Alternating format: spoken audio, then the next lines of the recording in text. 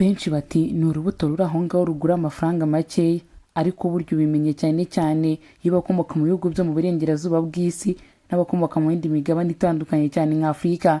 Bageze ku mugabane wa Afurika nta rundi rubuto bifuza kurya usibye urubuto rw'umuneke. Waba warugeze utekereza ku rubuto ruryoherera cyane kurusha urundi rwose?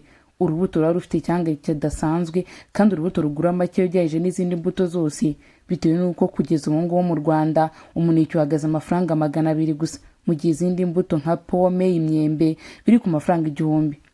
Uru rubuto nubwo rugura amafaranga makeya, gusa ni rumwe mu rubuto rudasanzwe buri muntu wese yakifuza kurya. Mu rukundo rusobanuye ikintu kidasanzwe. Ese wigeze utekereza ko umuntu ukunda cyangwa uwo mukundana yaguhereza urubuto rw'umuneke? Urenze kuba ari urubuto gusa, ahubwo ni n'ikindi kintu kidasanzwe buri muntu wese atabasha gutekereza. Imineke si ukuryohera gusa, ni impano Imana yatuhaye mu buryo bugiye butandukanye, kuko irimo ibintu byose umubiri ukeneye ngo ubeho neza kandi ubeho mu mahoro, haba mu mutima, mu mubiri ndetse no mu rukundo. Uyu munsi reka tuvuge ku kamaro k'imineke, uko irinda indwara n'uburyo ishobora kugaragaza urukundo nyarwo rw'umutima mwiza. Niba ari bwo bwa mbere ikigero, niba dukanze subscribe, like, comment and share kugira tubana mu biganiro byacu bya buri munsi, aho twigira ku byaremwe maze tukamenya byinshi kugendanye n'amateka y'ibyaremwe bigiye bitandukanye. Imineke rero birinze ko ari iryohera cyane, kandi n'igishishwa cyayo kikaba kigira uruhu rwiza, bityo kugikoresha uri gukora skin care bikaba byaba kimwe mu bintu bidasanzwe. Benshi mu bitangazamakuru bikomeye cyane byandika ku bigendanye n'imbuto ndetse no kuba umuntu yagira umubiri ufite intungamubiri zihagije, bandika bagira bati imineke ni isoko y'imbaraga n'amagara mazima, irimo potassium, fiber, vitamin B6 na vitamin C, byose bifasha umubiri gukora neza. Irinda umuvuduko w'amaraso. Birumvikana neza ko uba ufite ikibazo cy'umuvuduko w'amaraso udakoresha imineke uba ufite ikibazo gikomeye cyane. Sibyo gusa kandi imineke igabanya ibyago byo kurwara indwara z'umutima zigiye zitandukanye. Ibi sibyo byonyine, kuko imineke ifasha mu igogorwa by'ibiryo, ikarinda kuribwa mu nda, kandi ikagufasha kujya wituma neza. Ku bakeneye kugira amajwi meza rero, imineke uyikoresha cyane igufasha kugira ijwi ryiza iyo uri umuhanzi, maze ukajya uririmba abantu bose bagatekereza ibyo uri kuririmba, ndetse ijwi ryawe rikagaruka mu buryo bwiza. Sibyo gusa kandi imineke ya mu gitondo igiha ingufu mu buryo budasanzwe. Niba ujya urya breakfast itarimo imineke, rege mubwiye ko kuva amagenganga ugiye guhindura breakfast waryaga buri munsi. Uyu muneke uri kubona no kuri screen yawe waguhereza imbaraga zidasanzwe za mu gitondo, maze kakazi wakoraga kakakunanira kakaba kahinduka bitewe n'umuneke. Kandi umuneke wa mu gitondo urinda umunaniro ku bantu bakora cyane cyangwa abakora amasiporo agiye atandukanye. Wigeze wibaza zimwe mu mpamvu zikomeye cyane zituma niba ugiye muri siporo ugira umunaniro udasanzwe, maze ukumva no gusoza siporo birakunaniye mu buryo bwo aribwo bwose? Ibi byose biterwa n'uko uri kubura imineke mu buzima bwawe. Imineke iyo uyiriye cyane cyane mu gitondo ugiye muri siporo, ntujye upfa kunanirwa, maze za siporo wakoraga kugira ngo zizane umubiri mwiza, zihindure umubiri wawe utere nk'uko ubyifuza, cyangwa uzikore kugira ngo ugire ubuzima bwiza, ukaba wazikora igihe kirekire mu buryo budasanzwe. Sibyo gusa kandi iyi mineke ifasha mu kuba wagira impyiko nziza ndetse no gukora neza. Ishobora kurinda indwara z'amaso ubiriye buri munsi.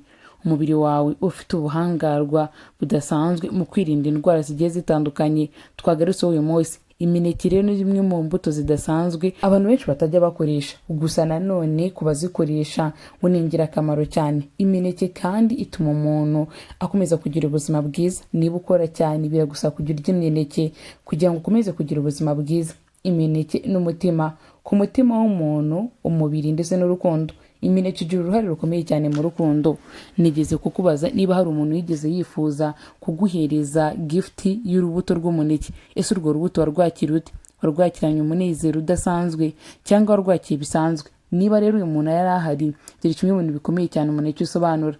Imbere y'ibyo byose, imineke ifite intungamubiri yitwa tryptophan, ihindurwa mu buryo budasanzwe muri hormone y'ibyishimo, bityo umuntu wariye imineke myinshi kuba yapfa kurakara bikaba byagorana cyane.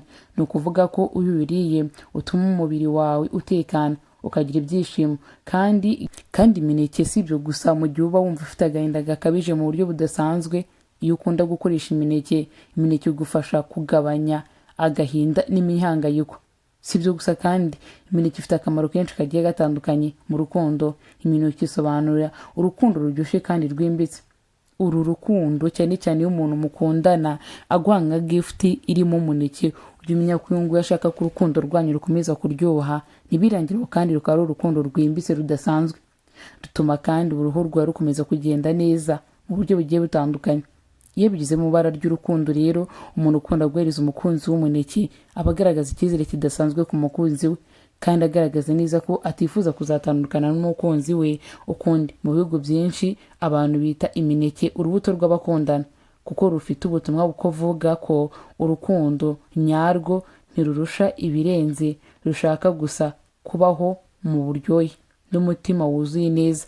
Ibi bishatse gusobanura neza ko kubizera urukundo nyarwo ntiba rukeneye ibintu birenze bigiye bitandukanye, ahubwo uru rukundo ruba rukeneye kuba mu buryo bw'uburyohe, mu buryo budasanzwe.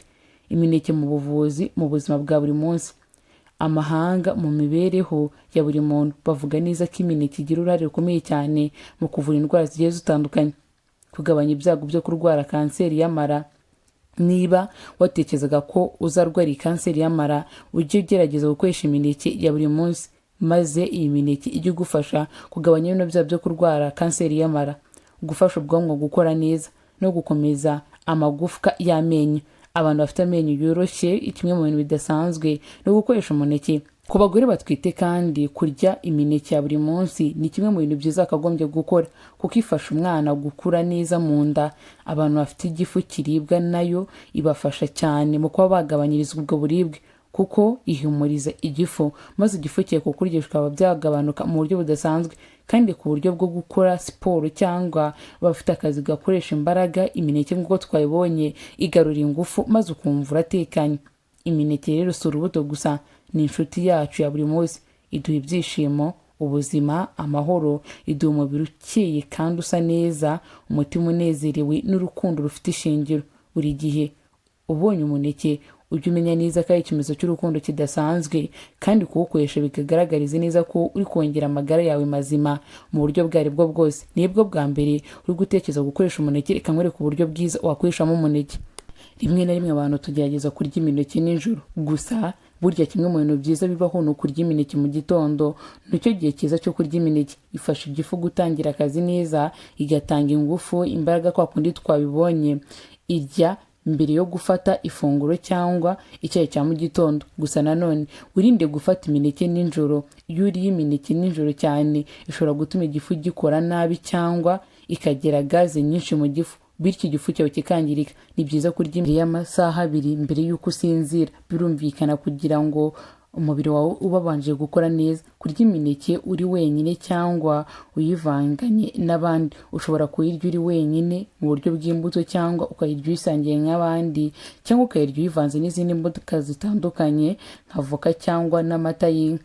Byose ni ibikorwa bidasanzwe. Gusa twibuke neza ko kurya imineke nijoro si byiza. Tujye tugerageza turya imineke ya mu gitondo. Ese ko ni ikintu kigutunguye ku muneke? Turi muri comment section. Stay safe, be blessed.